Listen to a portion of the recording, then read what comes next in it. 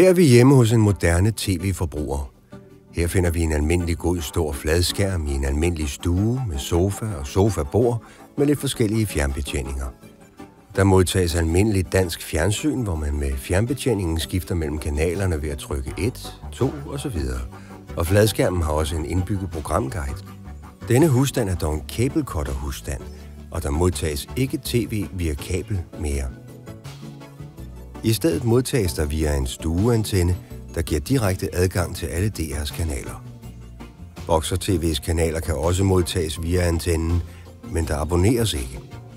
Men DR's kanaler modtages fint i digital HD-kvalitet. TV'et er et smart TV, og det er koblet til internettet, og kabel-tv-ledningen er således erstattet med et internetkabel. Dermed kan DR's videoarkiv nemt ses via HBB-TV. DR-TV og DR's catch-up-service kan således nemt anvendes. DR-TV findes også som en app på dette TV, og der ligger ud over DR en hel masse forskellige andre apps, blandt andet Netflix. Så Netflix modtages nemt direkte på TV'et.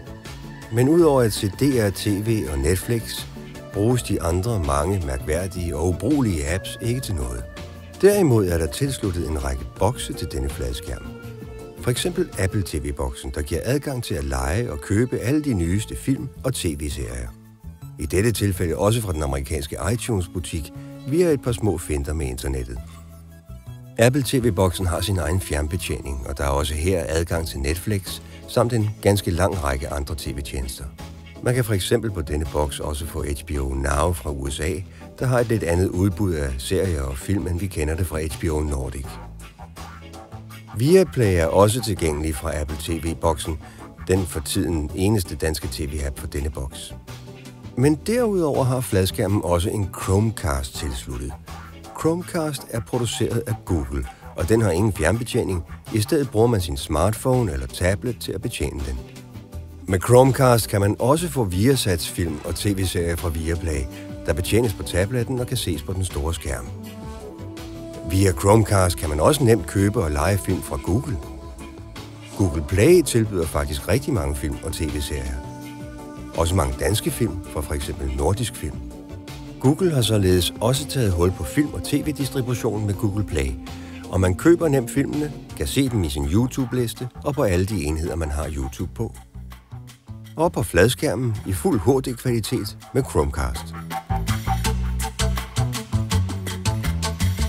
Hvis man som her i stuen har klippet sit kabel-tv, så kan Chromecasten også bruges til at se gode gamle TV2 i nye digitale klæder med TV2 Play.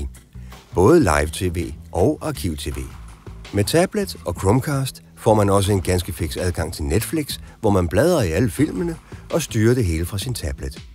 Og så er der jo også HBO Nordic, der her et par år efter lanceringen nu også kan bruges med Chromecasten. Så med et nyere smart tv og et par bokse har en dansk tv-forbruger således allerede rigtig mange muligheder. Men der kommer meget mere endnu. Gigantiske Amazon har også slået sig på streaming og sendt en smart tv-boks på markedet i blandt andet USA, England og Tyskland, men altså ikke i Danmark endnu. Amazon har med Fire TV udviklet videre på det koncept, som Apple har skabt med deres tv-boks og Google med Chromecast. Og Fire TV giver adgang til en enorm række af forskellige tv-tjenester og streamingtjenester, både Amazons egen Amazon Prime Video og alle de andre velkendte. Så her er den fjerde måde, denne fladskærm kan modtage Netflix. Amazon har endda til deres Fire TV også videreudviklet på den gode gamle fjernbetjening, som man nu kan tale til. Game of Thrones?